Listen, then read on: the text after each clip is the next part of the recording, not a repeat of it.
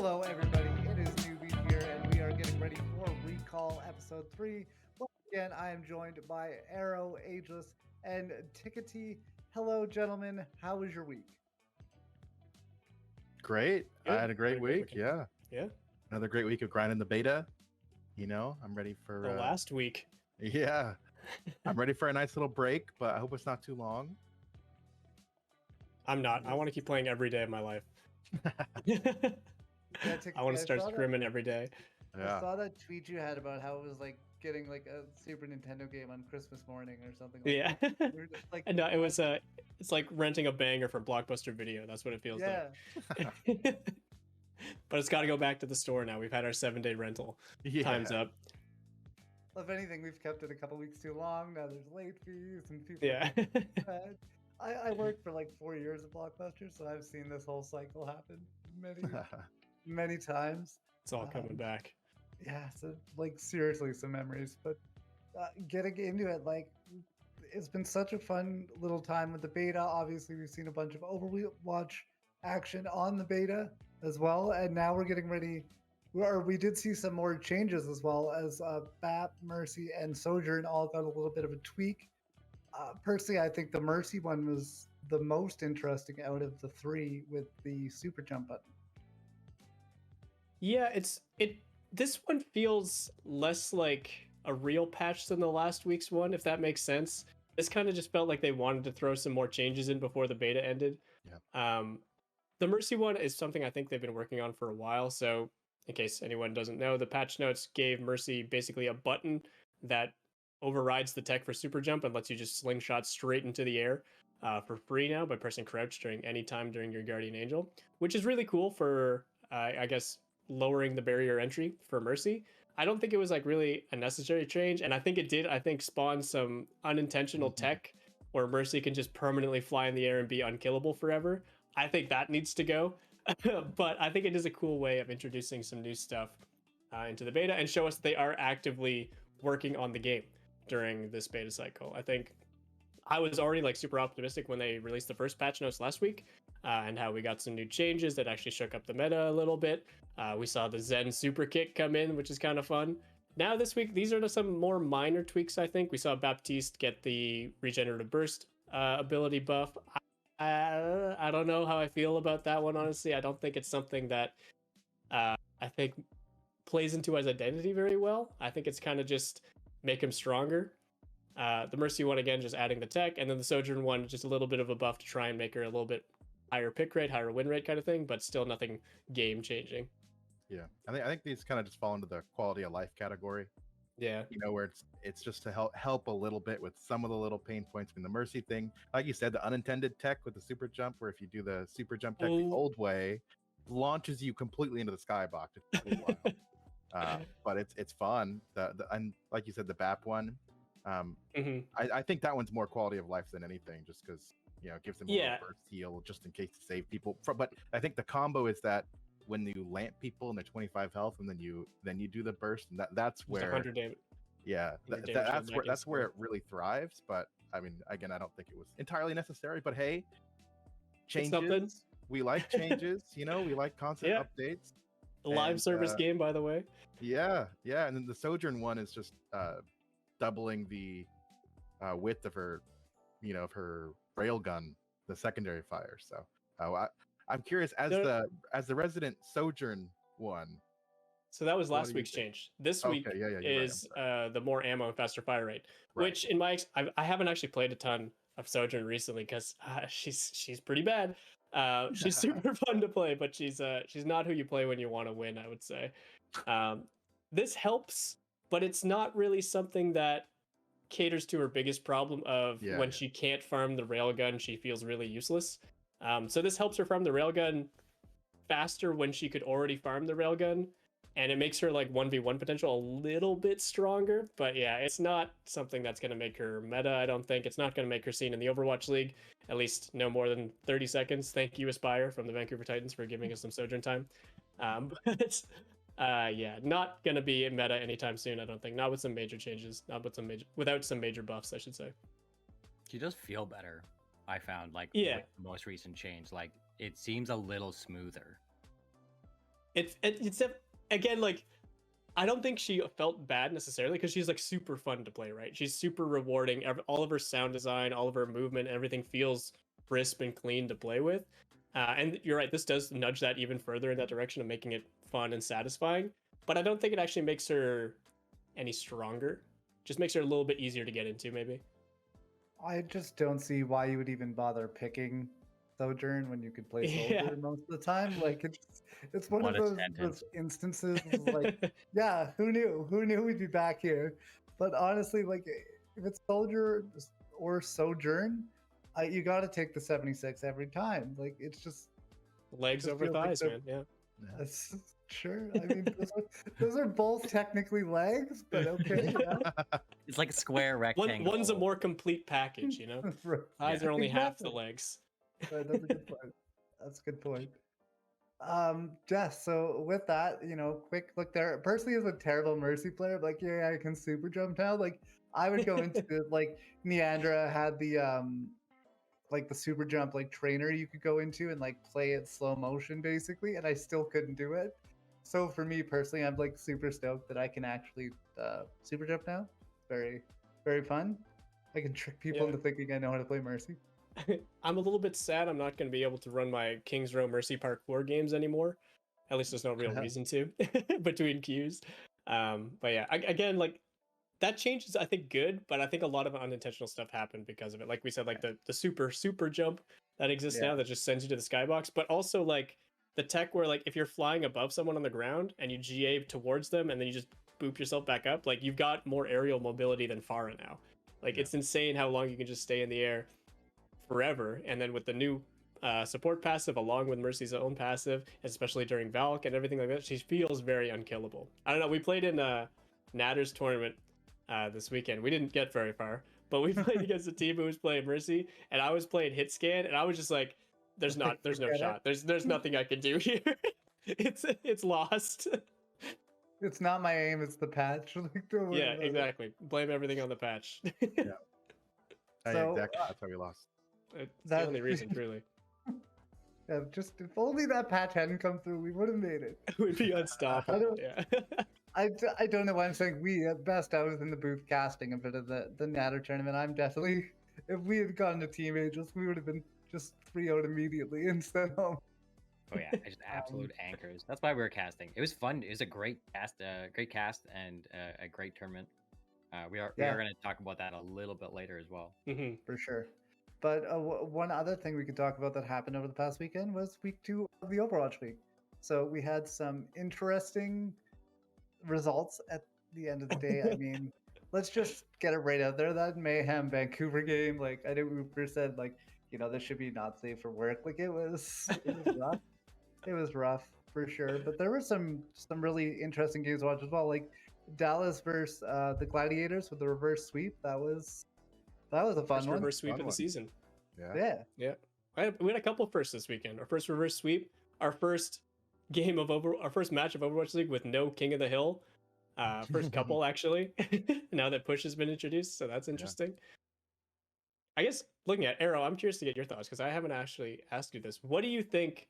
Because we talked a little bit about the idea of them doing this. What do you think of Push replacing the slot for Koth? So being map 1 and 5 like it was this week.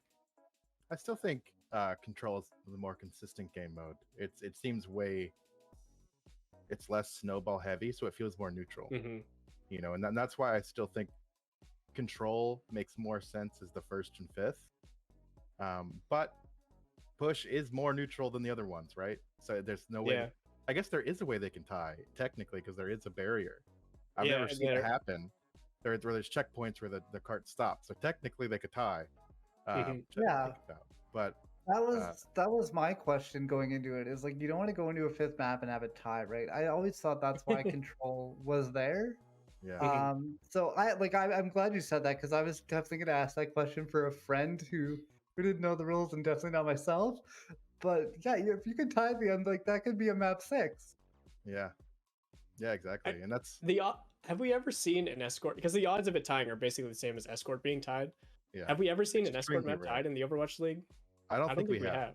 I don't think we have. So yeah, Yeah, it's I extremely doubt rare. we will. I I doubt we'll see Yeah. Push tied, but I it's think- possible. I think there was what seem to remember a game with like Boston maybe where it was like a 7-round game or something. Like, wasn't there one that just went forever? So I remember mean, a lot of like super one-sided games where like teams would be full holding like outside the spawn doors of Dorado first, and you'd get literally like 0.5 meters done before the attack swapped and stuff like that. But I don't remember an explicit tie. But I could be wrong. Could be just forgetting. Another first was the first 2 women casting, Yeah. Yeah, true.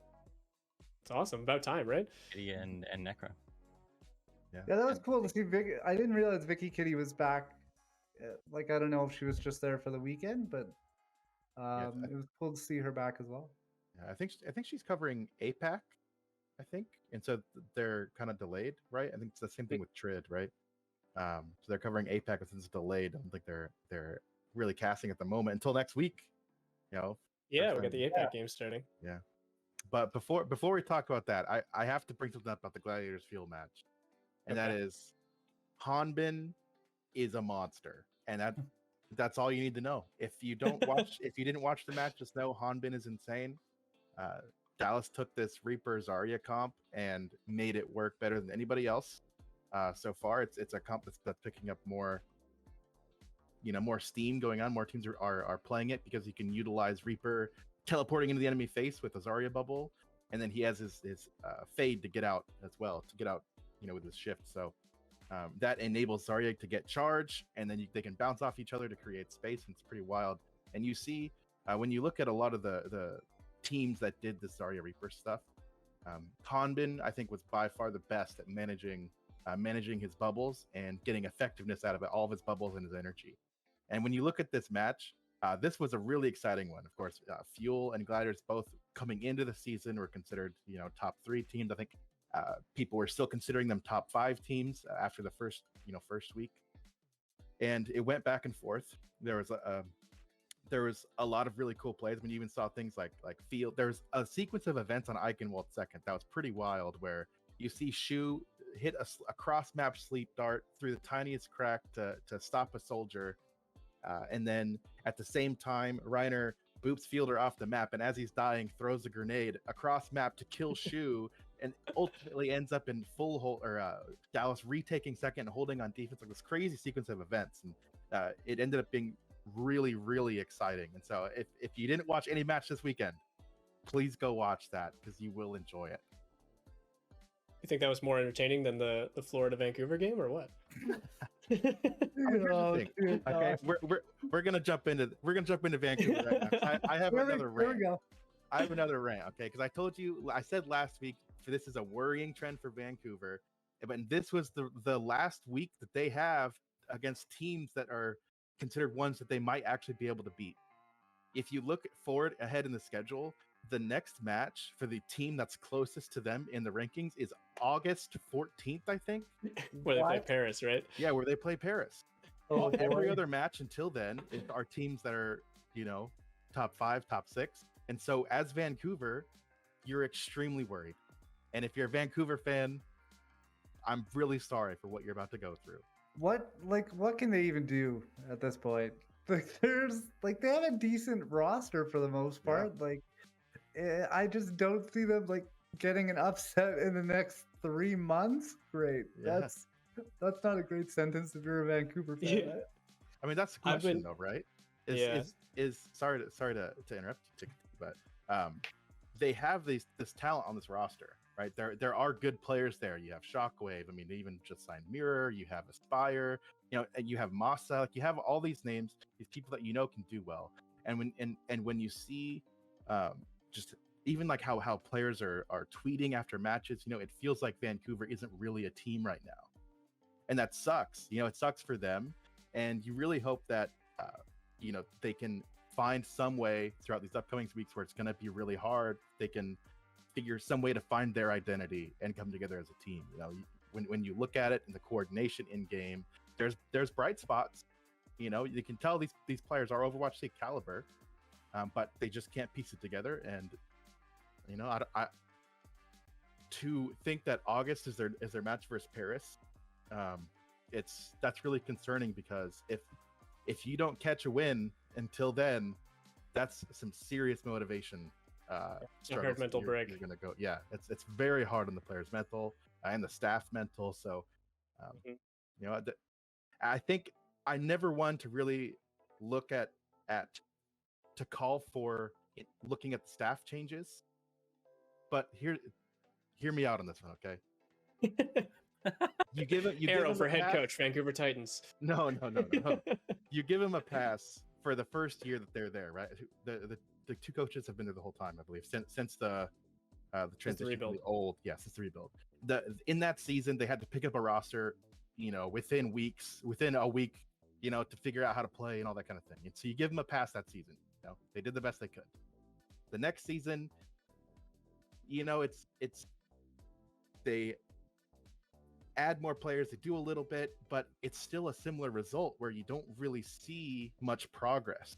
And then coming into the third season now for them, you kind of think maybe they've used up all their free passes, and you hope that this is the time where they can actually pull something together, because you're worried that this is, you know, where a change might actually happen in the staff. And you know, let's be honest. Like, we're not writing off the Titans completely yet. It is only 2 weeks into the season. Yeah. Maybe they find something. Maybe their DPS line that is absolutely sick starts popping off, and then everything's fine in Vancouver. Don't worry about it. It's all good. It just seems like, especially with like the strength of schedule they have coming up, like you mentioned, Aero, it's not happening. Like, they are in for a world of hurt. It's a world of pain. Yeah. To play a little bit of devil's advocate, as someone who used to live in Vancouver, near and dear to my heart, just to defend them a little bit, not saying I'm on board the Vancouver hype train or anything, but it is still early days, like you're saying, Newbeat, and there are a lot of teams who are looking very bad, to be quite honest, this early in the season. And that could be any number of things, from roster building, from adapting to a new game, from internal issues that we don't know about and things like that, to people getting sick. There's been a number of players already sick in the league, either whether it's catching COVID, or we saw like a tweet from Crimzo, like he had to go to the ER kind of thing. Yeah. So it's like there's so much turbulence in the league right now that, and like even looking at the standings right now, like it's so hard to tell what teams are actually in a good spot or what teams are still like in a hard growth phase. So yes, Vancouver looks pretty bad right now. Yes, they're struggling a lot, and they're going to continue struggling given the teams they're up against. But that's also the perfect mentality to have. Like, we're not expecting to win versus any of these teams for the next 2 months. So this is our chance to find our own pace of the game. Maybe try and become something of what London's doing, where again, another, I don't want to say bottom shelf, but another team with relatively low expectations going into this season, who managed to find their own style and find some success this week. Just to casually transfer into the match I was heavily analyzing earlier today. London, I think, came out with a huge upset today against Boston, against Boston's like star-studded roster, right? I'm really concerned for Boston after seeing that, but also really hopeful for London, because London's been the one team in the league who's kind of doing something different, right? Yeah. There's a lot of teams running the dive, a lot of Doomfist, a lot of Winston. Now we're seeing a lot of teams adopt the Zarya play, a lot of counter dive, a lot of slower play, or a lot of DPS heavy play. London's kind of in this like weird situation where they're maybe not the greatest dive team, although they can play it when they need to in a pinch, but they're forcing this Rhine comp. They're forcing the Chadi Rhine almost everywhere they go, and they're finding a decent amount of success. I was watching their game against Boston earlier today on stream, and yes, Boston was absolutely dropping the bag at every turn possible, but also London was finding really unique ways to make their composition work on points that I really didn't expect it to work. They were running it really well on Midtown attack, for example, and they were finding a lot of good examples where Hadi's Rhine was the playmaker, finding a lot of aggressive opportunities. This map, Coliseo, was actually the one they lost in this series, but showed a lot of good promise for how creative they can be with this Rhine play. I mean, their rollout alone, they started the rollout and they ended up like in the enemy spawn before they took it to point, because they're trying like all this creative stuff. And comparing that to where Vancouver's at, that's what I would love to see Vancouver try to lean into. Maybe it's not like a hard comp swap to something crazy. Maybe it's not Rhine like London Spitfire, but find something that works for them. Don't try to fit the mold, because let's be honest, it's an uphill battle. They are trying to find their place in the league, and they're going to have to work for it. They're going to have to find something that suits them, not something that suits every other team, not something that can mirror the Dallas Fuel Zarya composition, not something that mirrors Atlanta or Houston's dive with the Doomfist or things like that, but something that fits them and something that they can control and leverage over enemy teams. A lot of people were saying in this matchup, London versus Boston, that Boston only lost because they have no practice against a Rhine comp. That's not like a good thing. Like that, Yeah. that's a bad look on Boston. Yeah, excuse. exactly. That you can't use that as an excuse in the Overwatch League. This is the top level of play. If people aren't playing it, it's usually because people think it's bad or it's very easily counterable. And if you can't counter it come match day and you're getting 3-1 by London on these Rhine comps, you better be ready for it next time. And again, like this isn't a new look for London. They've been doing this since day one in the league. Yeah. And there's plenty of tape now of them running around with Hottie on Rhine and just winning teamfight after teamfight, seemingly untouchable by certain teams. And Boston looked like one of those teams this week. Yeah, I'll agree with you. I'll agree with you there on that. I have a ton of respect for London in not being afraid to do their own style, because even though they have flex off it in very, some scenarios, the fact that they're running this Rhine stuff in almost everywhere, rather than try to be the team that copies, you do a style that works for you and push it and counter with play style. If a team presents something, there's a million ways to play Overwatch, and not all of them involve, the meta, what the things people think are the best way to counter things. And so, Christopher has a great coaching history, and it's interesting to see, how London has been developing, because they've taken themselves out of that. I think they're not necessarily bottom 3 anymore. They're slowly climbing their way up, and it's a situation. I compare it to Chengdu in season 2 when it was heavy goats meta. When as a team that had to sometimes scrim Chengdu, it's one of those situations where when you're not one of those innovating teams, when you're one that's playing the meta and trying to optimize your meta style, when you go to scrim against Chengdu, it's like, okay, the only practice we're going to get here is if we ever play Chengdu. But then again, if you decide to commit to playing meta versus meta, then you don't ever get practice against the Chengdu style comp, the crazy style comp. And it means that regardless of how good you are at the meta, that means nothing compared to putting wins on the board. And London is not afraid to play their own style and put wins on the board, whether or not you consider them the best team in the league. And so, I have a ton of respect for London doing so. I think Houston falls into that same kind of thing where they don't necessarily try and just play everyone else's game better. Like, obviously there's a lot of attention because Dante's playing tank, but we did see Piggy come out a little bit more over the weekend. But I did like that they aren't trying to just take the mirror every time. And I think that was even Houston's problem. They had similar issues before when they were trying to play the meta. I think when they didn't have a Tracer player, and they were like forcing Tracer every game and losing. Or when they were forcing goats back in that season as well. I think London could also learn from Houston's relatively recent sort of shortcomings. They're still like doing well, but their loss against Toronto specifically, like with Houston playing a very specific style with Dante on Doom, now they have to rely a little bit more on Piggy, because I think people are starting to figure out how to play against Houston's Doom. It's a very aggressive, almost all-in style composition that they play. Obviously caters well to the Doomfist, but if they're able to shut down Dante's priorities, a lot of teams are finding ways to counter that kind of playstyle. And I'd be worried if I'm London, of eventually people are going to start actually watching tape of us. People are going to actually start respecting that we just beat teams like Boston, some of these middle to upper level teams, and they're worth researching, they're worth looking into, and they're worth trying to counter come game day. Yeah, I'm scared for Boston. Boston had me concerned too. Here's the thing I feel about Boston, and I've been saying this since the start of the season. Boston seems to me like they're always one of those teams, like they finally figured out they got a roster, they're gonna do better, and then they just don't. And so I was saying coming into this year, like, Boston's got to show me something. Like once they prove to be that they're good, then I'll believe that they're good.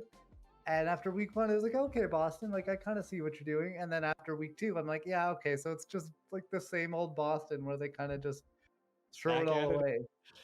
Yeah, just back on the same old stuff. Yeah. I'm kind of curious, Aero. So bringing it all the way back to Glad's Dallas, do you think Dallas is innovating with the Zarya playstyle, or do you think they're just doing what other teams were already doing with Zarya but better?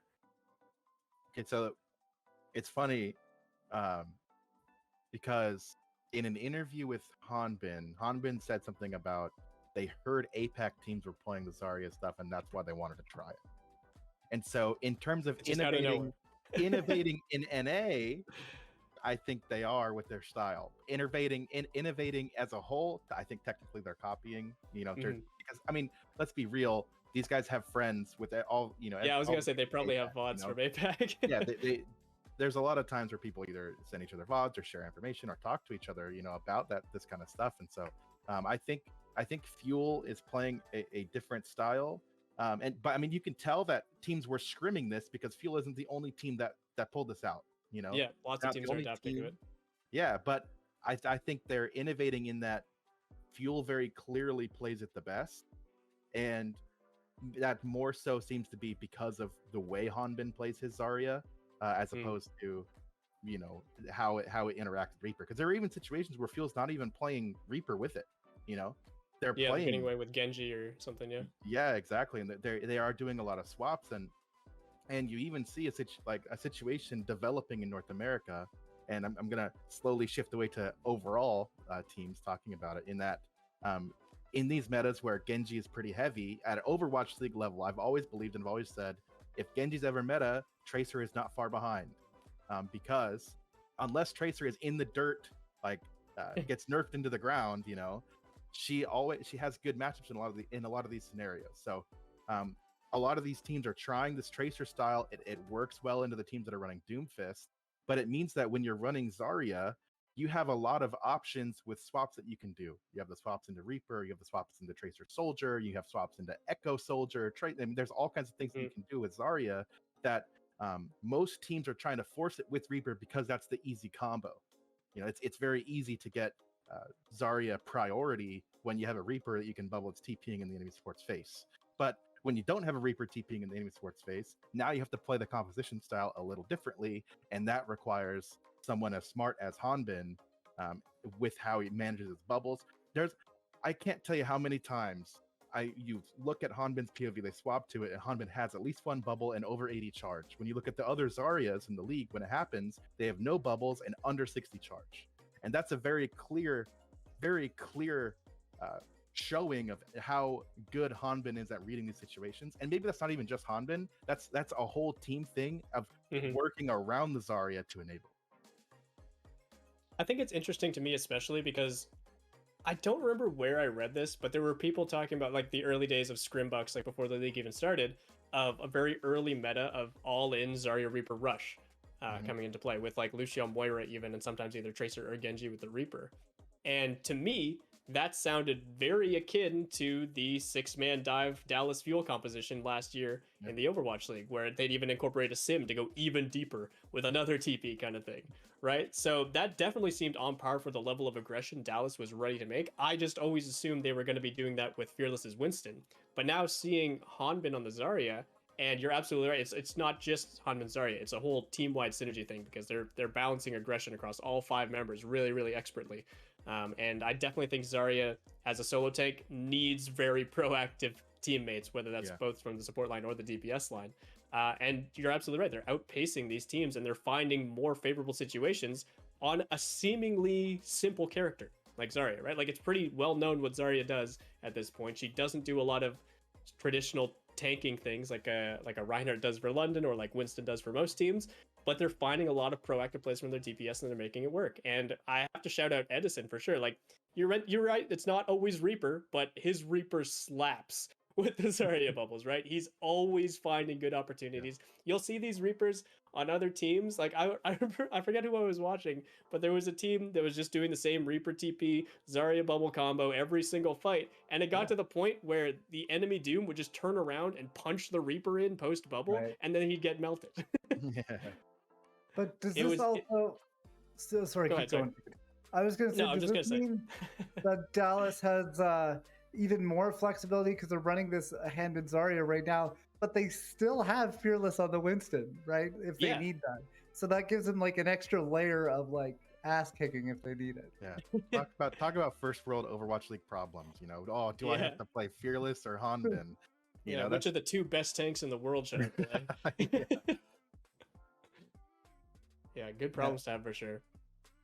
I definitely wouldn't complain if I had those two tanks around. They're both just crazy good. And kind of sticking over in Europe right now. Paris went through some changes this weekend. They signed Wub and got rid of Naga. So what do you think that's going to do for Paris going forward? Because they're near the bottom of the standings right now. Haven't looked great yet. Do you think this is going to help maybe push them up a little bit? Wub looked really good in his debut. So there's a couple things to that, and I want to say real quick that number one, I don't think Naga necessarily is a bad player, you know, and it's really interesting because you look at the way Paris delivered the news, and then Get Amazed, the former Paris coach, did a whole twit longer about, you know, mentality and all this stuff around the roster, and talking about Naga as like an up and down player, and but you know, still skill wise, he's still very good. He talks a lot about the mental part of Overwatch, and I think that plays into it a lot, because when you see a team drop a player after 2 weeks, it's not the instant reaction is, why would they drop him off of 2 bad performances? You know, when that will never be the case. You know, teams have to pay a lot of money to drop a player, so if they're dropping a player, there has to be more to it. You know, and he has to have been scrimming with the team already. So this isn't a decision that they would have made after 2 weeks, I hope. You know, and when it comes to Wub, you know, Wub is a guy that's been around for a long time, and I've followed him a bit as he's, you know, played Overwatch through contenders and tier 2, and the guy's very good. You know, I think that he is necessarily the answer to Paris over Naga? Not necessarily. I mean, it's hard to say that he's a direct upgrade. He's obviously a very good player, Overwatch League caliber player. I'm excited to see how he does. But the dropping Naga does seem a little weird, and I'm curious to hear what you guys think about it. As a small counterpoint to what you said earlier, a lot of discussion online has been about the change to the league contract status, and about how teams can drop players with an only required minimum of a 1 month buyout, 1 month salary buyout. So it's a lot cheaper to drop players now, whereas before you had to buy out their whole contract. So whether or not that's like the reason, and Paris is either like trying to save money if Naga was on like a longer term contract with higher numbers, or just trying to make a proactive change and didn't financial suffer enough to force them to keep Naga or anything like that. It's definitely a weird dynamic, and I will say, like, with a huge caveat, like, it's very hard to comment on this without knowing anything that's going on internally, because there could be any number of factors behind this decision. Obviously, the biggest thing we know is it wasn't mutual between Naga and the Paris Eternal. He didn't want to leave, so that's already a big question mark for a lot of people looking inward. But I definitely agree. It is a bit of a weird signing, because, like you said, Wub's a great player. I think Naga's also a great player. It's weird to see a team favor a new talent over what is apparently someone who's somewhat of a leader from the player side in terms of Paris. That seems like if you were going to make a roster change, Naga would be someone you would build around, based around a lot of the comments that are coming around from Get Amazed to other players in the scene and stuff like that. So it definitely has a weird feeling, maybe like a bad taste in a lot of people's mouths. But I think it's a great opportunity for Wub. I think he's been offered a lot of trials before. I remember him trialing for like the San Francisco Shock a while ago and not quite making it onto that roster, but someone who's been around the scene a while, been playing at top level Overwatch for a decent amount of time now, I'm sure he'll get a lot of chances to shine. It's just there's so many questions up in the air about what really happened with Naga internally. Yeah. And I know this is hard-hitting analysis, but while you guys were talking, I looked up Wub on Wikipedia, and his picture is fully a bathroom selfie. So I just wanted to put that out there. It's absolutely pro phenomenal. esports picture. Best tier for sure. Yeah, I will say I hope Wub doesn't get too much hate from the Paris fans, you know, because this has nothing. The dropping of Naga has nothing to do with Wub. And I've seen before, you know, a lot of times players that come in to replace other players get a lot of flack, you know, unnecessarily. So if you're a Paris fan, you know, and you're upset about it, be upset at Paris. Don't be upset at Wub. Just try to cheer him on, because even so, like, you look at how Wub performed in their recent match against Toronto. Like, Yeah, he was Wub one of the did brightest not- points. Yeah, well, Wub played well, and you have to understand he probably hasn't scrimmed with this team more than a week or two. Not to mention the from stress of signing. replacing a starter. Yeah, you're replacing a starter. You're jumping into the league. You have like even so, Wub wouldn't have been playing Overwatch 2 as long as all the other pros in the league right now. And so there's a lot of factors to it, and to see him perform this well already is really exciting. And so I hope that the Wub Glister lineup, that sounds pretty cool. I hope that they can really push Paris to not be that team that, like we said, Vancouver versus Paris on August 14th. Hopefully they're by that time Paris isn't considered the only other bad team. And well, I wouldn't say that. I would say one of the teams at the bottom of the ranking. Let me rephrase that. I don't think Paris is bad. So I'd like to see how it's going to be really exciting to see how he progresses throughout the rest of this season. Yeah, for sure. Yeah, I'm just watching this highlight reel, just remembering some of the blades he had this whole game. Like, even though it was a 3-0 for Toronto, it was a 3-0, right? It was 3-1. Yeah. But yeah, 3-0. Pretty close to a shutout by Toronto. Wub, again, like you said, had some standout moments. And for someone coming in first game in the league, his first game playing with Paris in an official setting, I don't even know if he's in the team house with the team or he's playing online. Like, there's a lot of stress-inducing factors involved from Wub's POV. And like you said, for any fans out there who are critical of this decision, nothing to do with Wub. Probably didn't have to do with a lot of the decisions behind the scenes in Paris. It's just something that happened. That's all we really know right now. Make sure you're cheering on the players. Make sure you're giving them your best because they're fighting for it. And so, I mean, looking at the standings right now, like me and Angels were talking last night, and apparently we were all color coordinating because we're all wearing black and white shirts right now, more or less. So that's kind of crazy because we definitely did not talk about that. But me and Angels were looking at the standings last night, and so London and Toronto are both tied for third, which tied with Atlanta. Right. Like, you could put money on that. You could put money on that at the beginning of the season. Like, even after 2 weeks, you'd probably make a pretty penny if you put some money down. Yeah, it's like, if anything, I think these standings as they are right now kind of show how chaotic the league is. Like, I know I want to be really critical of a lot of teams. I mean, I want to be really critical of Vancouver. I really want to be critical of how Houston's been playing recently. But it's also just the league itself is so new. We're playing basically a brand new game. There's new maps. There's roster changes going on. People are figuring out their starting lineups. It's chaos right now. And until we see the results of this first tournament, I don't even know how I would rate certain teams. Like, a lot of these teams that are, well, now tied for third. There's 4 teams tied for third currently. I don't even know where I would place, like, Washington and Toronto these days. Like, I don't know if they're mid-level. I don't know if they're high-level. It's so hard to gauge week to week. Guess it's only week 2, so it's still very early days, but still it's been more chaotic than I remember early days of the league being. Yeah, I think this definitely speaks to how chaotic it is. I definitely agree with that. I mean, you said the teams tied for third, right? And it's pretty crazy because the meta has been developing across these weeks, and it's causing even more, odd outcomes or things maybe you don't expect. And so it'll definitely even itself out as it goes on, but I think one of the you look at a situation where you have New York at 11th, not something that you would expect, and they have a really hard strength of schedule at the moment. Even like Washington, how are we supposed to predict how Washington's going to do over these next couple of weeks with how crazy the meta is? I mean, Washington, the minute I saw Washington put Tikatee on Tracer, and you look at Tracer's face in his cam, you could tell he's focused and like in the zone on Tracer. There's no way Washington's losing that match. It's just not happening. But then, as the meta develops, what if it goes away from a Tracer meta? Is Washington still third place material? And similarly, London, I think, is probably the greatest example of this.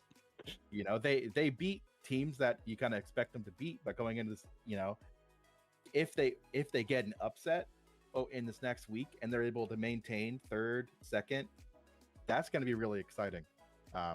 But it's chaos, and I love it personally.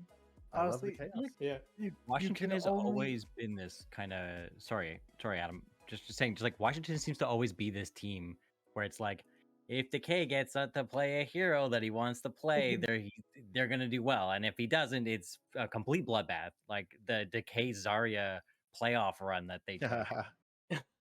Like, what if what if Washington's the second team to put a DPS on tank and it's Decay Zarya? I mean, if I was No. watching those games this weekend, that's exactly what I would be looking at right now. There's Anything no could way. happen. There's no way that's gonna happen. I'm going on the other side. They can't do that because then who's playing like DPS for them? It would be like Assassin. I don't know. I think maybe it's best to keep. Hey, man, Reaper's pretty easy.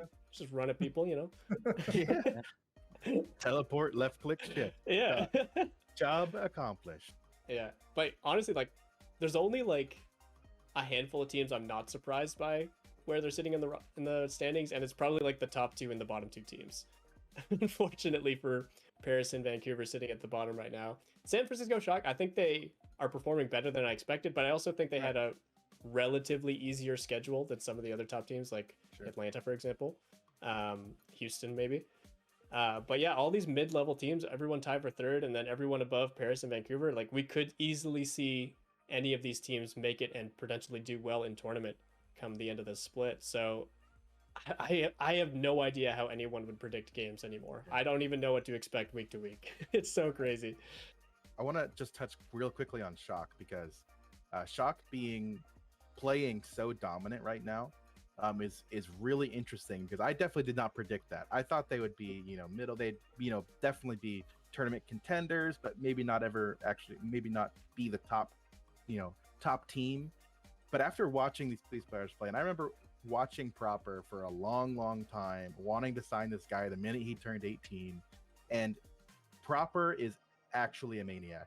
And if there's anyone that I could say is my way too early and like Rookie of the Year prediction, it's Proper. As great as the Annas are in the league and all the cool stuff they're doing, this guy is nuts.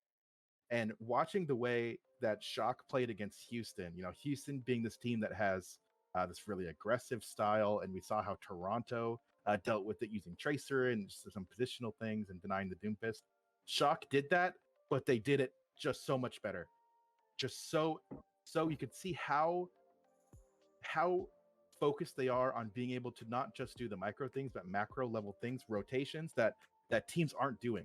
You look at how Shock played New Queen Street, and there is no one that does the rotations like Shock does on that map, and that is an extremely exciting thing for me because it shows how smart this team is, how great the coaching staff is, and I feel like if there's any team that's taking me by surprise, it's Shock, and I am fully on board with saying Shock with Proper being Rookie of the Year. I thought Dallas was going to win it, but I don't know now. I don't know. Shock looks so good. It's pretty especially showing how fast they are to adapt to this new metas and to the new maps and stuff like that as well. Like the turnaround time's been, again, I do have to point out they've had a relatively easy schedule. Their hardest map up to this point has been Houston. They played Paris, London, and New York outside of that, who have all been kind of underperforming, I'd say. That's true. I still think they're yet to be properly tested, and I think their game against Houston was definitely a standout performance, but Houston's also kind of downtrending this week. After their pop-up performance versus Dallas Fuel, people are kind of wondering, are they only good like in front of a crowd kind of thing? So I definitely think Houston, as well as Shock, both have a lot to prove, but absolutely agree. Proper is an absolute maniac. I also think Finn is one of the best Anas in the league, if not the best, mainly for how aggressive he's able to be playing. I think one of the biggest differences I'm noticing between top trending teams and lower trending teams is how many aggressive bionades. And obviously like sleep darts and positions and damage and all that kind of other stuff, but bionades are such a game-changing ability. It's like the new Baptiste lamp. It's like the inverse Baptiste lamp, I should say. It's the Baptiste lamp that makes the enemy team very mortal. So being able to find that level of aggression from a support player who's not Violet, by the way, who's not the DPS support we know and love from the Shock, has been insane. And also potentially, as we see the season go on, I could see Finn being a Rookie of the Year candidate as well. So much talent on this roster, and it's coming together so quickly. Violet did finish one of the maps with like 9 final blows over the weekend. So Violet's still doing what Violet does, absolutely. And there's always, with the San Francisco Shock, there's always the crusty factor too. Like that always bears a little bit of a mentioning as well. yeah, that's definitely a big part of seeing how this team is playing so cohesively in a very chaotic league. Like we're seeing every other team struggle, maybe not the Shocks so much. They seem to have it pretty together. So speaking of teams that are pretty good and we expect it to be pretty good, this upcoming weekend we have our first weekend of matches on the other side of the ocean as well. And Philadelphia Fusion are going up against Shanghai Dragons. So we're going to see the first look at the defending champions. And you got to think Shanghai is going to have another pretty good season. I mean, if the rumor is that APAC is playing a lot of Zarya and Shanghai has Void, there's no way this team isn't just going to dominate. I mean, Fleta, Void, what else do you need? I'm not even counting the other 3 players that they're going to start. Shanghai has this crazy roster, and it's going to be really exciting to see them play. And you have to wonder, like, if they're playing this Zarya stuff, right, and they're using Void, are they the team that's doing the Reaper stuff, or are they how crazy are they getting with it? And this is going to be something I'm so excited to watch. I'm so excited to see how Fleta does and to see how he interacts with Void, because if this is where it's going, there's a lot of intricate things that then end up happening with Zarya bubbles and where you have to position in order to get maximum effectiveness. Like you said earlier when we were talking about Zarya, she's not a traditional tank. There has to be a little bit of finesse with how you play her. And knowing how good Void is, there's no way you can't be excited to watch Shanghai play every single team and probably dominate every single team. So, yeah, I could see that very easily happening. I think there's some obvious favorites in the APAC region. Shanghai, I think Seoul will have a good year, and then there's some obvious, maybe not so favorites like the Valiant roster and some of the others. I'm still excited to see teams like Chengdu to see if they pull out anything crazy. We haven't seen any Wrecking Ball yet, so this could be it. APAC could be our savior for bringing Wrecking Ball into the league again. But yeah, I'm kind of curious to see if there's like major differences. Like obviously, like you said, Zarya play. It seems like Zarya might be like, I don't have like a good word for this, but like the strongest like min-max tank, where you can get like the most out of the least amount of resources from Zarya if the whole team is playing well. But she's definitely a tank that synergizes the most with team-wide understanding and team-wide adaptation all at the same pace. So I don't think any teams like less coordinated than like the Fuel and Shanghai can play Zarya to the potential that we're currently seeing her, at least not yet, not until they get some more time with her. But it's going to be interesting to see what APAC's doing. If they are playing a lot of Zarya, if they're playing any Wrecking Ball, we'll have to wait and see. I don't know, other than like Shanghai and Seoul, like are there any teams you're really high up on this year from APAC? Oh, I've been really excited to see Chengdu. I've always been a kind of low key a Chengdu fan. I mean, who isn't? Yeah, I mean, in a 5v5 world, how does Leave thrive? And that's what I want to see. I want to see Leave. The guy's insane. And you look at his past performances, and with how good DPS are now, is he going to be the standout DPS player, or is he going to be kind of anchor kind of style? So we'll have to see. I'm particularly interested to bring up the ball discussion, because when you think about good ball players, okay, APAC definitely, in my opinion, has the best ones. I mean, in NA, there's a handful of players that are known for playing ball. I think Muse, Gator, players like that. But when you see, Fate and Gaga, players like that, there's a lot of tech that you can do with Wrecking Ball that could potentially be really good. But at the same time, he's even less of a standard tank than Zarya is, and that is going to be one of the interesting things to see. If a team is willing to do it, it has to be different, played differently by your DPS and your support. So I hope we see it, but I honestly I don't expect it. This might be a hot prediction. Oh, sorry, go ahead.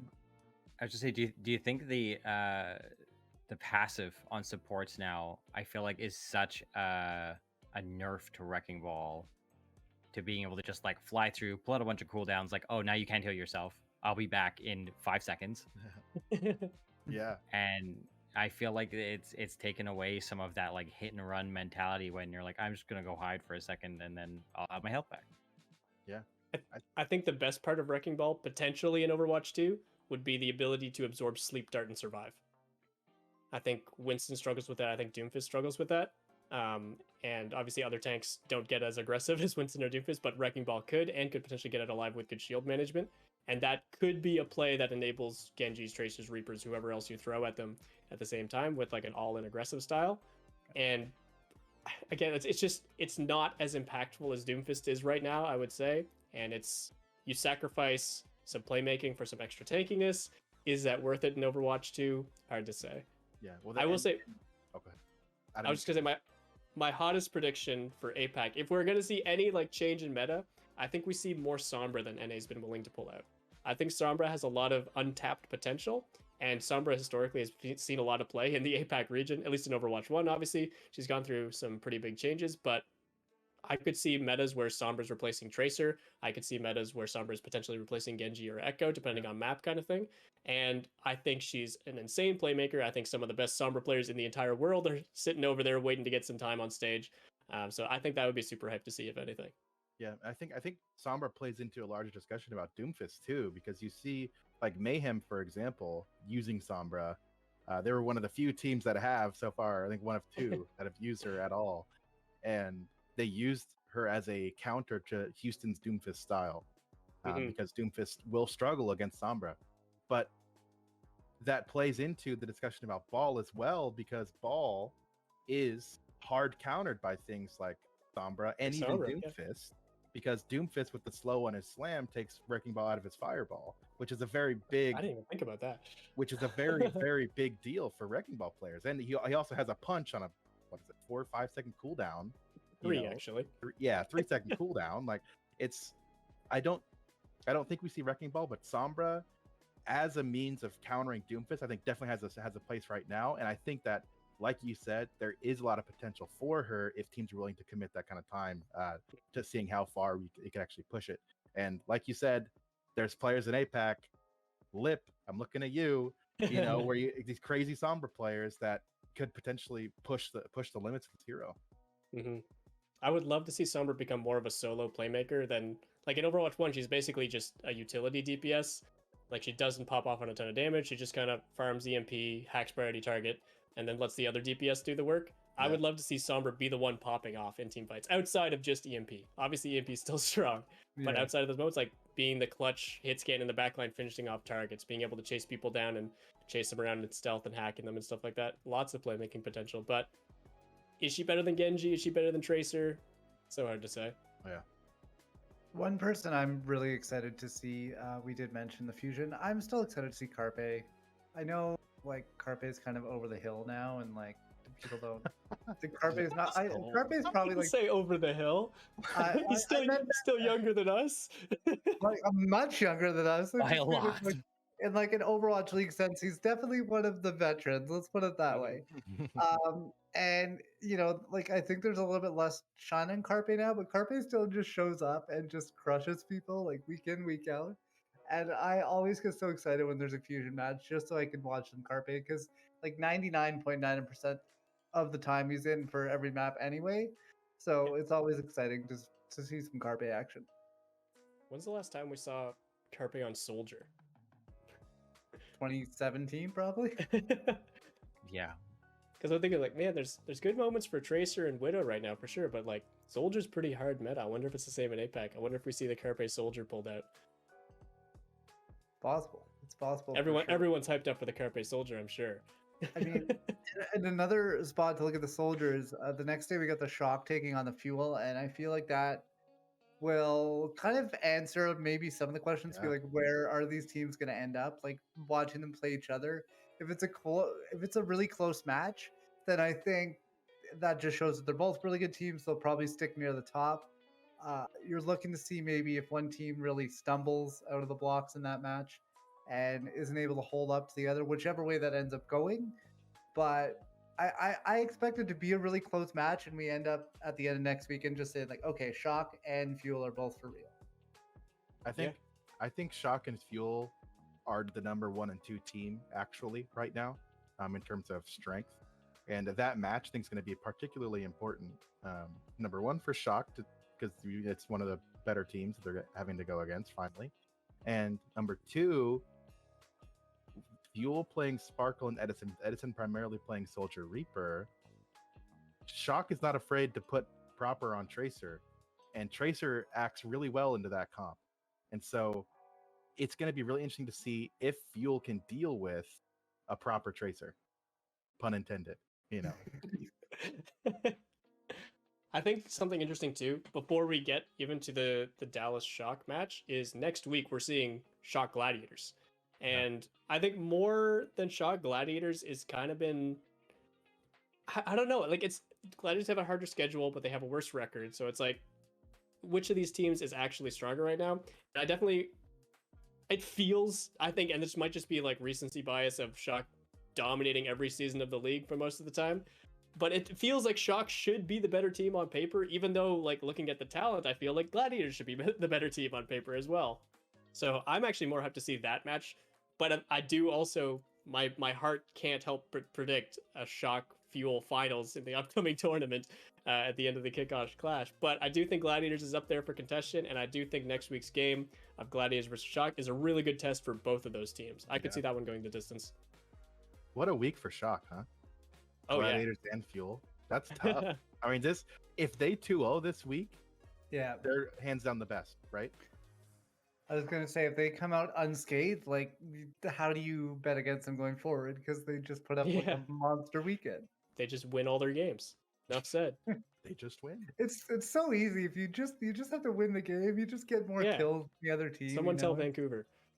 Yeah. Shock is so interesting though, because they had a fairly easy schedule or easier schedule early on. There was the half like, oh my god, Shock are still the best.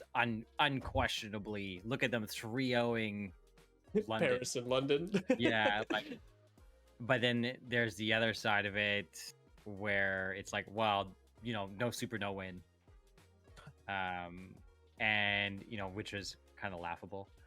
But they're a team that gets so much attention that I'm very excited to see where they go, because it has been really difficult to see where they actually sit. Like, yeah, they have a good record, but is it because they've been beating up all these teams that are on like the lower third probably of the standings? They have looked really good, but like I think the biggest part is not only are they like rightfully dominating these teams that they should be dominating, but like Aero was saying, they look really good on the maps that they play. Like, regardless of who they're playing, like, you can tell Shock knows what they're doing, and they play cleanly everywhere. And this has been true ever since we've been playing the Shock. Ever since we've ever seen them, they've been the team that will like always clean stuff up. Like, if it ever starts getting messy and you start playing down to Shock's level, or you start playing below Shock's level, they will run away with the game.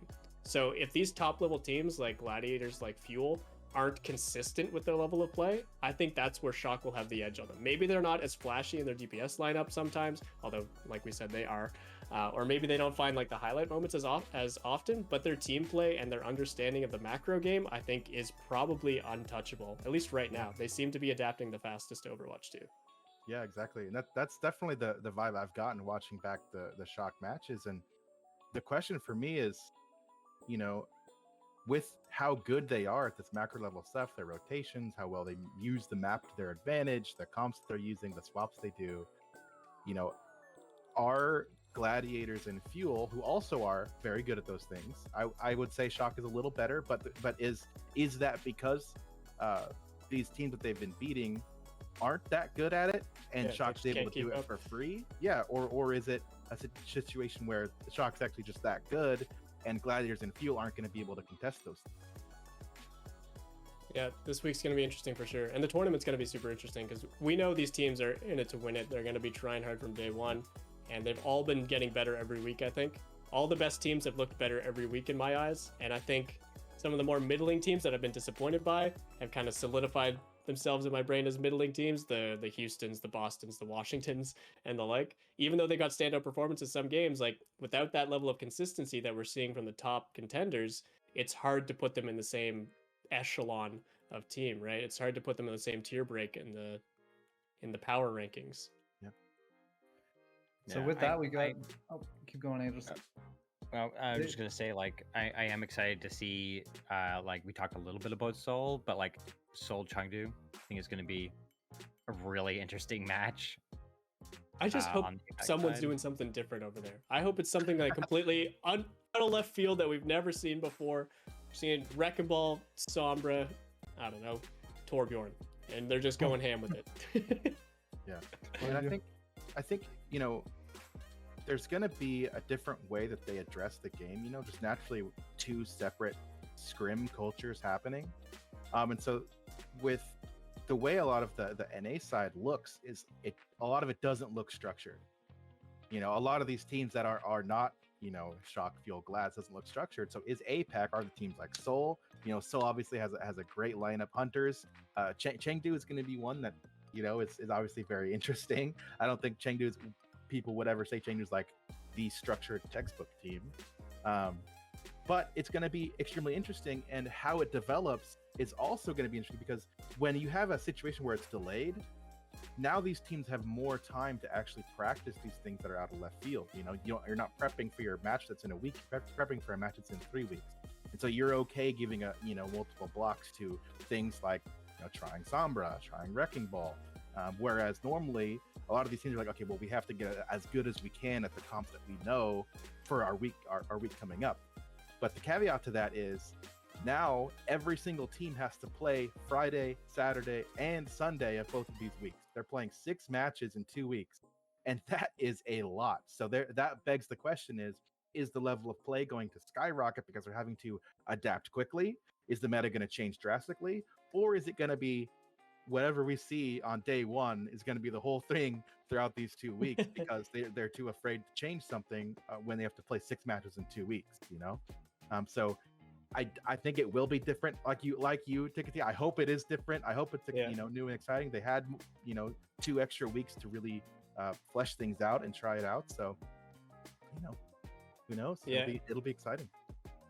It's hard for me to predict because historically APAC's been the region that's been like really dive and DPS centric, and now kind of the whole game is very divey and very DPS centric, and we're seeing this a lot in NA. Obviously it's starting to slow down a little bit now with the Zarya coming into play, with London on the Reinhardt, maybe a little bit of an outlier, but I'm curious if like APAC teams, are you going even further than that and running like a lot of Tracer Genji? Like I said, I think Sombra's a high potential hero that we're gonna see, or if they're like, maybe the styles have switched. Maybe APAC's slowing things down even more. Maybe they're getting value out of Orisa. Who knows? There's so many questions in the air. I doubt it's going to be Orisa for the record.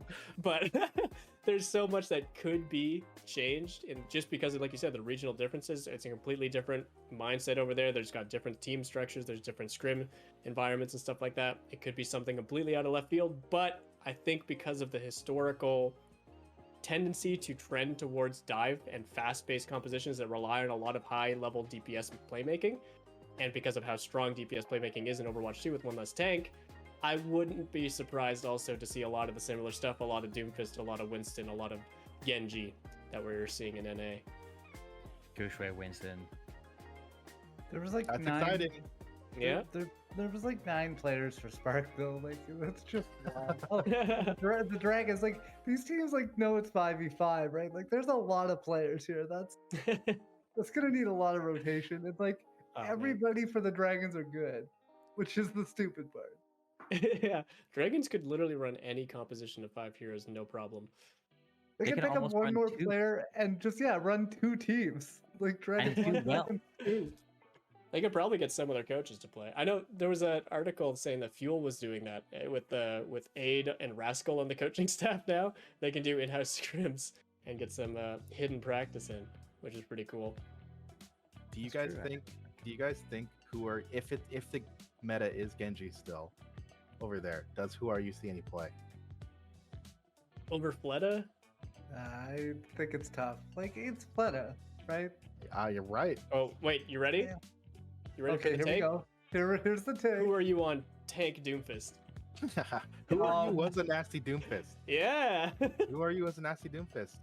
I have a lot of. I remember watching him scrim on Doomfist and just being mind blown at this guy. I mean, Who Are You's best characters are obviously Genji, Tracer, Doomfist, and so all of those characters are ones that are in the meta.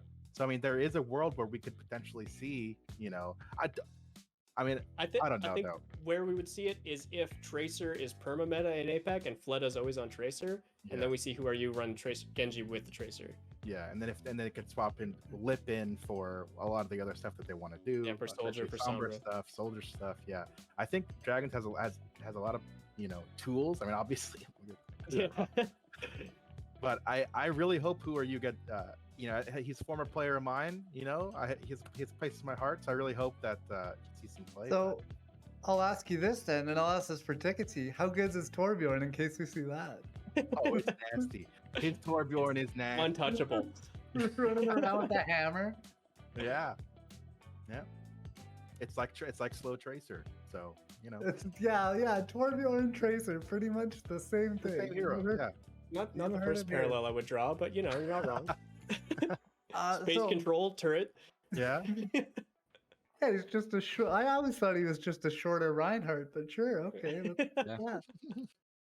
And with that, like, just generally speaking, is there anything else you guys are looking forward heading into week 3? More Well- upsets. I want everyone to lose. I want all the top teams to be demolished randomly by London now. It's with all the chaos going on, like we could see turnarounds. Like we saw, who was it that we saw this past week that I had to point out? We saw Atlanta get 3-0'd by Washington. Who saw that coming? Yeah, what was that? Yeah, we saw London get the better of Boston, which I think a lot of people were rating Boston higher up, and I think a lot of people were expecting London to run out of fuel with this Reinhardt comp that they're one-tricking, but then they win the scoreline. The rest were pretty predictable, seeing it, looking back at the scoreline. But other than that, like, we've seen a decent amount of upsets already, and obviously, like we said, it's chaotic, it's early days, no one really knows where their teams are at, but I want to see even more chaos. I want to see Vancouver with the 3-0 over Shock, Not that they're playing, but I want to see something crazy like that. I want to see New York bounce back and start getting some wins on the table. If Vancouver ever beat the Shock 3-0, I don't know, I'll have to do something. That sounds just purely insane. Reddit would lose their minds. Yeah, that I would like to see. I always like it when Reddit loses, no matter what it is. But moving on, there was one other piece of news as well. It turns out that Solaris, the T2 organization, is not paying their staff or contractors. So not a great look there. Yeah, I wish this was a new story for Tier 2.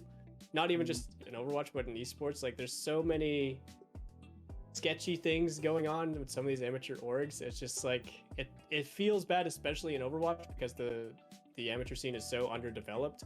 And then when you finally have like one shining beacon of light with some of these amateur teams supposedly funding players, helping them make a career out of this game, turns out that they're not actually doing it, and they're severely hindering growth in the scene instead. And it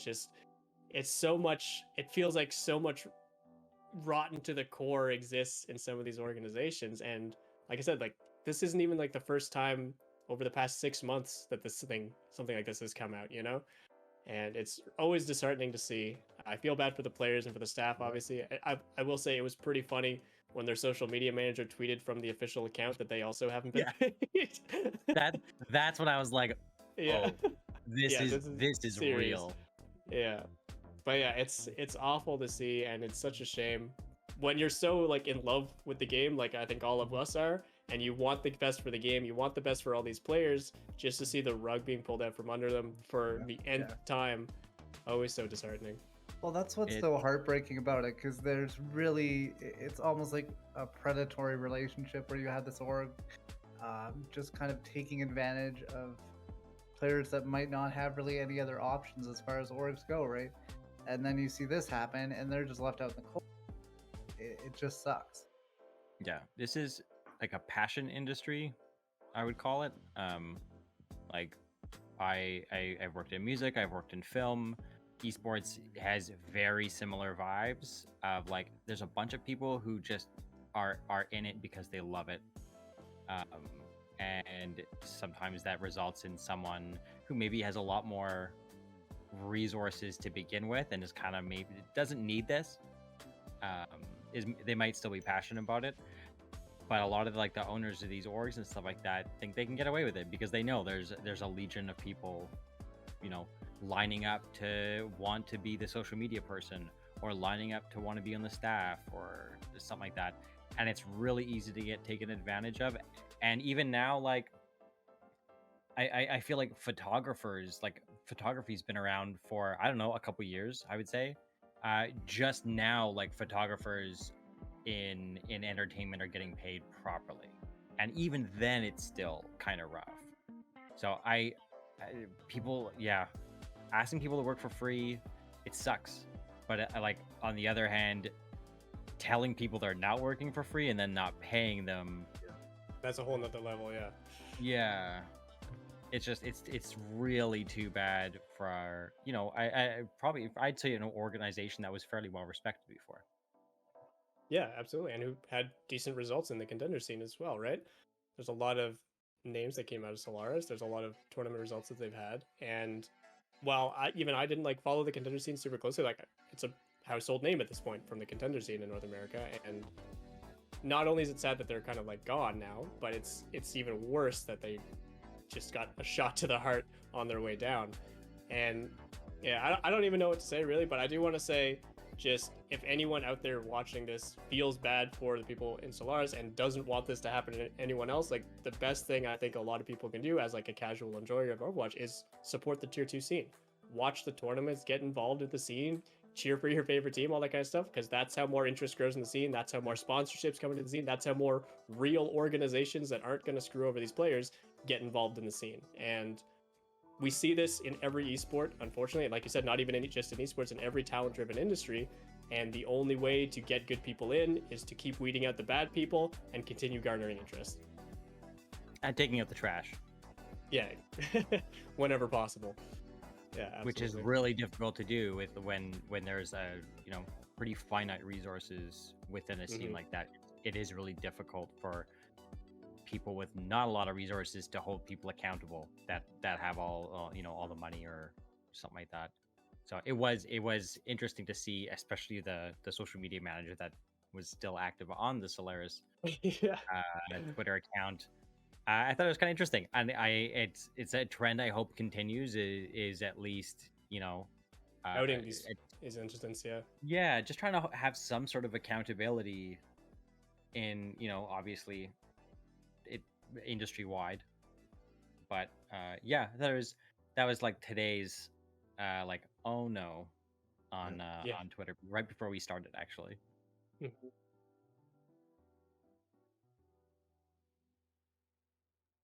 No, I think, Adam, you're muted. Wonderful. It happens at least once every time. So I'm just trying to stay consistent over here. I was going to say shout out to Rydaris, I want to say, Michael Chang, who put that out on Twitter to let everyone know what was going on there, because that's that's part of it, right? Like, when this stuff happens, like, everyone needs to know about it, and that's one of the ways that hopefully some of the stuff will change down the road, is when people realize that these types of actions have negative consequences. Yeah. We got to get somewhere, step by step. Yeah, just one day at a time. And just kind of looking back at the league a little bit, just kind of one last thing on the Overwatch League. We always try kind of like to take a look at the diamonds in the rough, players that are maybe on teams that aren't so good. We already kind of mentioned Shockwave and Aspire, who obviously on that Vancouver team, but are still cracked DPS. But over this past weekend, Yaki looked really good as well. I think I was so low on New York after day one because they were forcing Yaki on Echo constantly, and they were doing nothing to support him. And I really hope that this turns around, because again, like, when I look at New York's roster on paper, they look like one of the highest talent-driven teams in North America. And I really think they can perform to a top 4, maybe top 6 level consistency, but the team play and macro game isn't there yet. And I'm seeing a big trend of this over a lot of these lower performing teams. Atlanta sometimes, but not super often, but Washington, Florida, even Houston, Boston, especially this past weekend, they seem to be really reliant on DPS plays. And I'm worried that there's a lot of trending going on where teams are forcing too many things because the game feels faster paced, because the game is centered around DPS. but you can't ignore so many macro factors. Like there's so many of these instances where teams will just be running in and like committing nanovisor, and that's like all they do. And it's just like you don't just win a fight like that, right? It's weird to see, and maybe I'm getting too coach brainy for this right now, but I really want these teams to slow down and really look at what these top level teams are doing in their reviews and really understand, like, yes, it's a faster paced environment. Yes, there's a lot going on. Yes, DPS and supports are popping off now constantly, but look at the work teams are putting in between fights. Look at the work that teams are doing to force cooldowns, force space, and things like that. Look how they're manipulating the map, like you said, Shock on New Queen Street. Great example. And how they're putting their DPS into these winning positions rather than running it down and throwing a nano on them and hoping for the best. That's probably the worst example would be on Vancouver of this, if out of any team. But again, like I'm seeing this on almost every team on this like lower half of the league. I was watching a lot of Boston this past on my past stream, like reviewing their game against London, and so many instances just started with a DPS trying to pop off, and then they died for it, and then they just lose a fight for that. And it's really, I don't want to say it's simple. I'm not working for these teams. I don't want to sound cocky or anything, but it looks amateurish. When you're watching from a third person's perspective and someone just runs in and dies, there was this, okay, the one specific incident that's stuck in my mind right now, I have to rant about this, was it was London attacking Midtown, and they were on third point, and they were set up on the high ground. They were snowballing into third point Midtown, and on Boston, who was it? Who was it on Boston? Let me remember now. Because what they were doing is they had all the positional, they had Reinhardt on cart, and Marvel on Doomfist was just matching Reinhardt and just like standing in front of him on cart, and then they send Striker on Soldier just up the elevator by himself for no reason, and he just dies, and then they lose the point. And like nothing happened before that to open up space. He didn't have ultimates available, he had no LOS to his healers, and Striker just ran up there and died, and I don't understand it. These players I know are smarter than this. These teams I know are better than this. I think it's just a matter of them being impatient in a lot of situations, or maybe trying to force too many aggressive plays. But there's so many situations where, exactly like the title card here says, teams are forcing these micro level plays that get outplayed by good macro maneuvers. They get outplayed by speed boosting away, by just waiting 2 seconds for the tac visor to wear off, you know? And there's so many situations that I think teams could benefit from really just slowing the pace of the game down and not putting so much pressure on their DPS players. Not to say like DPS players shouldn't make plays, not to say that it's all DPS players' faults or things like that, but there's a lot of situations that plays look really, really forced in this game, and maybe this was a situation where they were getting away with it in scrims kind of thing, and just getting shut out on LAN, or sorry, not on LAN, on stage, but it's really weird, and I haven't seen this level of uncoordination since like the first season of the Overwatch League. It's really strange to me. I gotta say, I'm just a fan of how you just said the word amateurish. Like it was like full of disdain. Like you were just like amateurish. You're just upset. I don't want to name names, but like Striker's one of the best tracer players in the league, right? And he's a very solid hit scan player. He's one of the smartest players on tracer that I've ever seen. And to see him just run it down, what's happening? I don't know what's going on this year. There's something in the water. It's weird. Acid, maybe? I don't know. That feel like that would make you do it. That's just me. Rant over. Step up your game, bottom level teams. You can do better. I believe in you.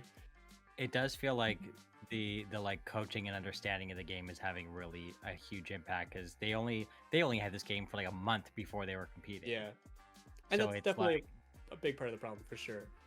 But then like Shock's doing it, you know. That's what I mean is like, yeah, it comes down, I think, a lot of times to like Krusty took a brand new roster on a brand new game, and they look like they've been playing together for years. Yeah, like there's a lot of amateur players, like first time in the league players as well.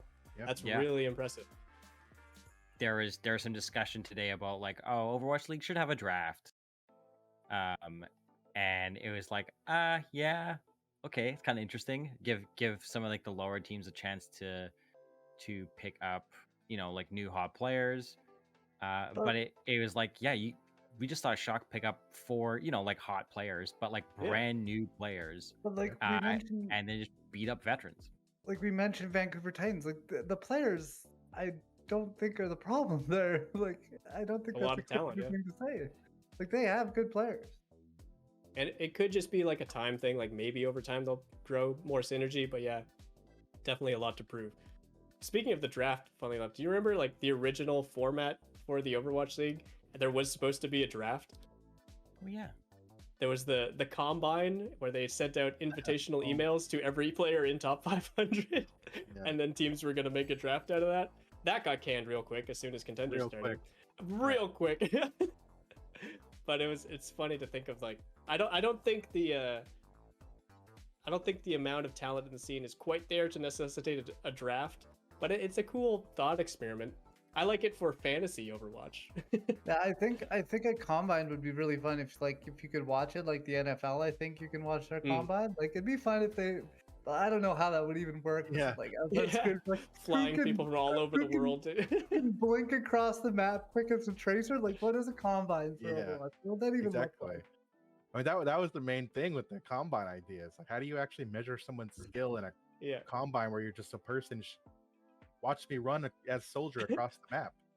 Wow. Lucio parkour. Lucio parkour, Doomfist parkour. Yeah. Dude, I would have been picked up if that was the case. I want to circle back around. I think this all started talking about diamonds in the rough. Right. So I wanted to add 2 diamonds. Okay, 2 diamonds in the rough. The first one we already talked about a little bit in Wub. All right, obviously, really great performance given the circumstances he's in. You know, definitely a player we want to keep our eye on. But the other, a little more obscure diamond I want to bring up is the level of play on push has dramatically increased. For every team. Yeah. And so you look at how teams are posturing for these fights, positioning for these fights, how often teams are actually touching cart and how they're manipulating cart pressure, where they're taking the fights, respawns. There's way more of a high level macro sense in push maps now, and it's really exciting to me to see all these teams, you know, not afraid to not touch the cart for a little while in order to get a fight that they like, that they want, that they like to see. It's not always them, you know, teams running it down 4 people into the cart and then you have 1 person flanking and then, you know, the same thing over and over again.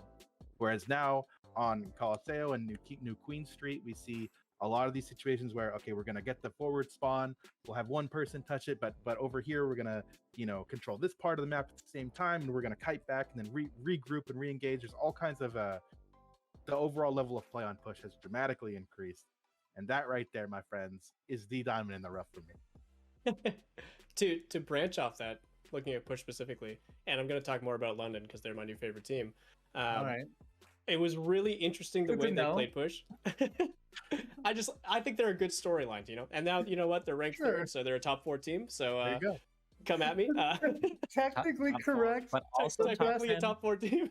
Yeah, technically correct, the best kind of correct. Yeah, the way they played Colosseo, and I don't know why we bring this up because it's the one map they lost, but the way they played Colosseo, I think was really interesting because they forced the Rhine stuff, of course, but they just never pushed the payload around the first corner.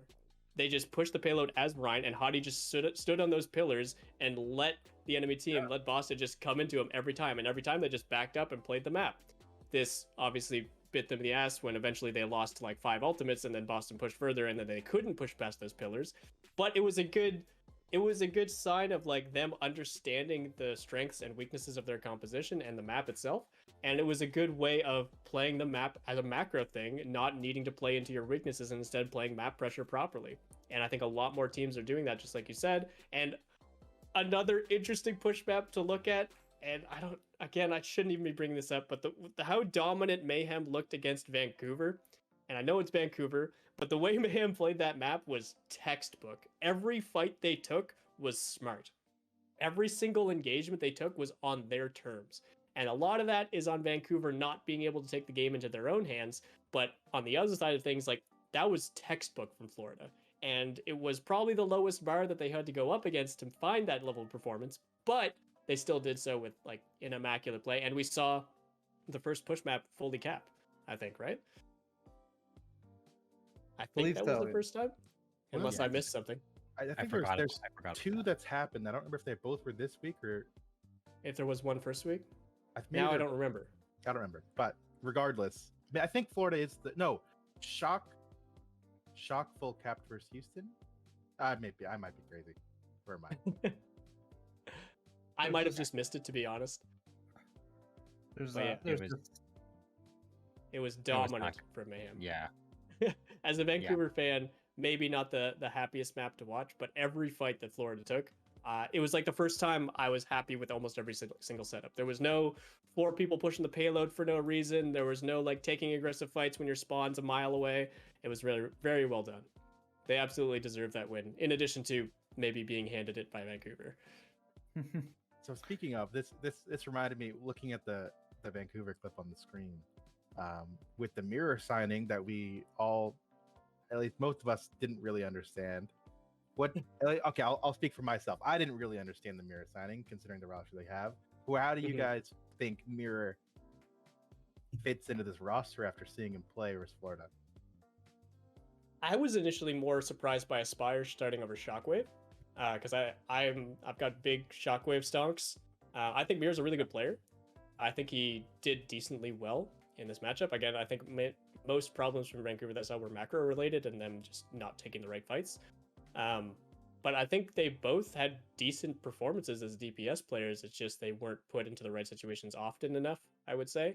And I definitely think Vancouver is the worst team at relying too much on like DPS carries. So if they signed Mirror to be a DPS carry, it's not that he's a bad player, but like that's not how you're going to get good use out of Mirror. You're going to need to play to set him up more. You're going to have to play more around tank play and playing the map more to get that value.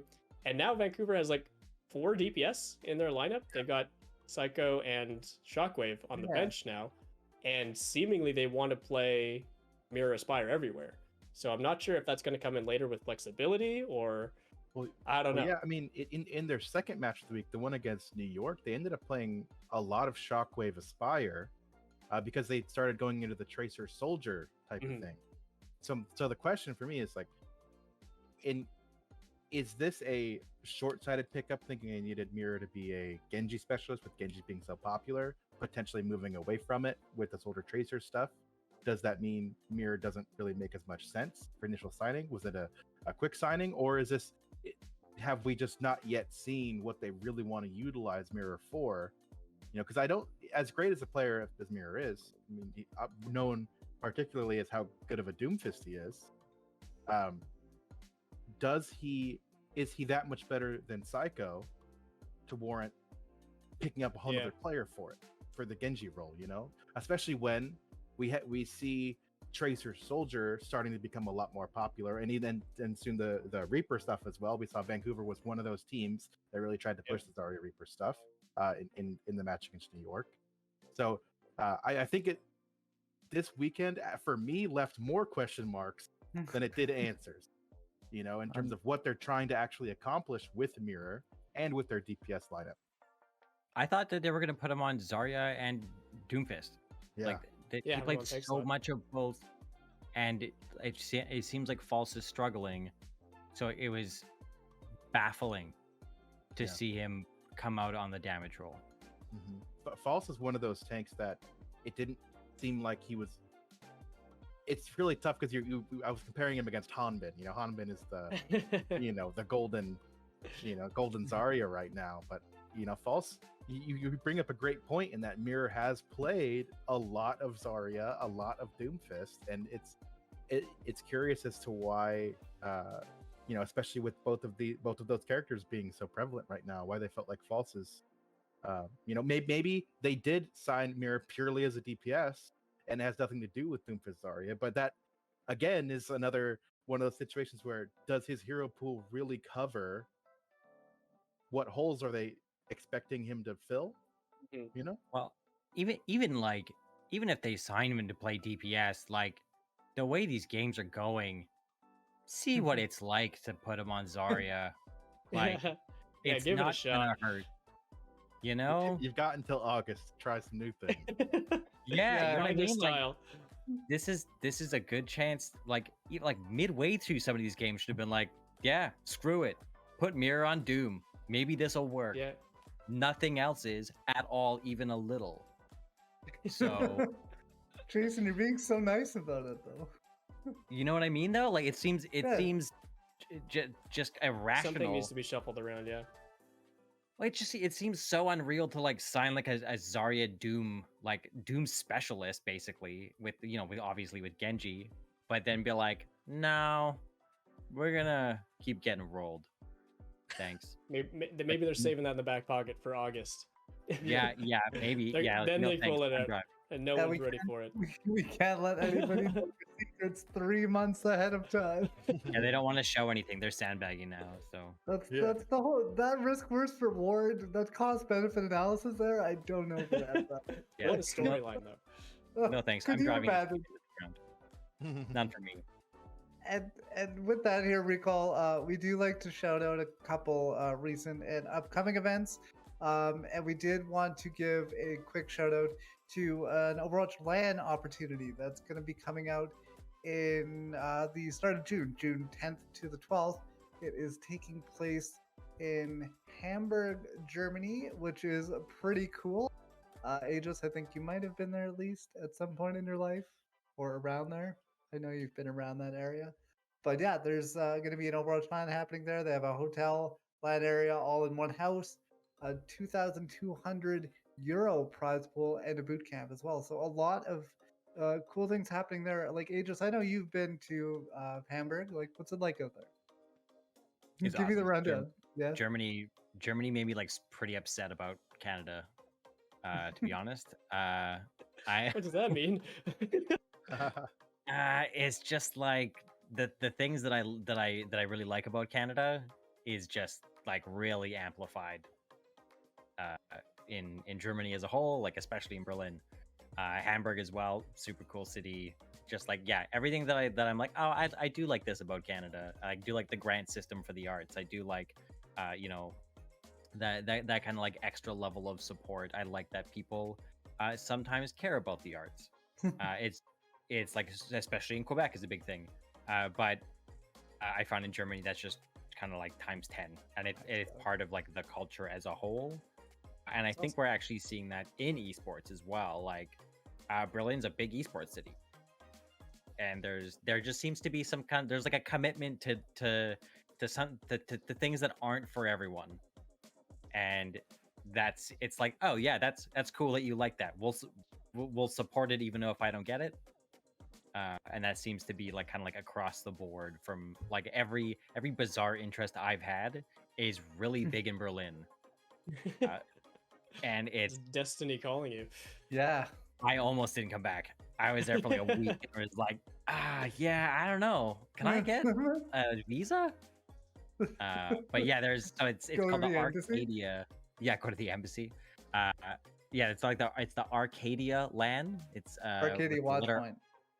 Yes, and then it's like the letter R, CADIA. And yeah, it looks kind of interesting. It's bizarre seeing like a LAN event. Yeah, it's cool because it's been a while since we've had a lot of those happening. Also, it's being run by Julian, our good buddy Julian. Nice. Julian Spies. So definitely check that out if you're in the area. I'm definitely too far away, but hopefully there are people that are closer. And the other thing we did mention earlier on, tonight Natter is finishing up the Natter Community Beta Clash as well. So that was a fun one. Me and Aegis got to cast in it and cast all right. Tikatee and Aero almost made it to the finals, right? Just like 5, 6, we got 7 our whole wins 2 away. games in. It was a learning experience for our team. You know, we're not going to get anywhere if we don't get the experience down first. So it was a good stepping stone, I'll say. Yeah, you gotta lose before you learn to win. And with that in mind, we are actually gonna go head over and take a look at that. We're gonna do a bit of a raid and take a look at the end of the community clash because today's the last day. So before we go, friends, is there anything else you wanted to shout out before we headed over to the community clash? Next week, Shanghai. It's gonna be good. Bring out the Sombra. Oh, and tomorrow, no more beta. Oh right. yeah. Oh yeah, we didn't even talk about that. Yeah, we quickly before we do the raid. That's our final thoughts, man. What are your final thoughts about the beta? Final thoughts. All our shit gets taken away tomorrow morning. Yeah. Yeah, early in the morning too. Like we don't even get to play tomorrow. Our scrims have to be canceled. I'm in ruins. I'm really sad that it's going away. Everyone's assuming that it's going to be coming back June 7th because that's when the next. So this beta started right at the end. Sorry, I've got Natter's stream up and they have an interview with me going right now. This beta started right at the end of the first Overwatch anniversary event, and this beta is ending with the second anniversary event, the remix event starting again, and that ends on June 7th, which is when everyone's assuming the next wave of beta is going to be coming out, but we've had no official communication about that, so fingers crossed, I guess. I feel like the way you're reading the tea leaves there, that's a pretty solid prediction. Like it sounds out like stuff like maybe the Overwatch Lan happening on June 10th, like that. Also, if you think about that, that's right in that window. It lines up too. well with So maybe the tournament coming back. Yeah, maybe they know something. the cards are in lining. Yeah, I'm not saying Julian knows anything, but it is definitely an opportunity. Seems probable. Yeah. That is so upsetting. It's gone. I know. It's gonna be back, Jason. You'll be okay, buddy. I'm not gonna play any Overwatch 1 in the next 3 weeks. So. Yeah, I'm gonna be going hard into coaching again because why would I play that game? I know it was funny. Curious. It was funny today. I was watching ML7 stream and he like put up a vote to be like, should I play Overwatch 1 like or placements or play Overwatch 2 like just quick play? And the vote was like 51 or 50.1% to like 49.9 to go over back to Overwatch 1, because a lot of people like were like, why even bother with Overwatch at this point? Like, oh, it's not even like it's like it really is kind of a dead game now, I guess. Like with the beta coming out for 2, it is dying, yeah. But I mean, we'll all make it. It'll be back in a couple weeks. But in the meantime, we can go check out Natter's community beta clash. So Ageless, Tikatee, Aero, thank you again for doing another fine little chat about everything Overwatch, and we will check you next week on Monday at 6 p.m. Mountain Time, which is 5 Pacific, 8 Eastern. So there's all the time zones basically for you. And thanks for watching, and we're going to head over to the Natter Community Beta Clash, which is live right now.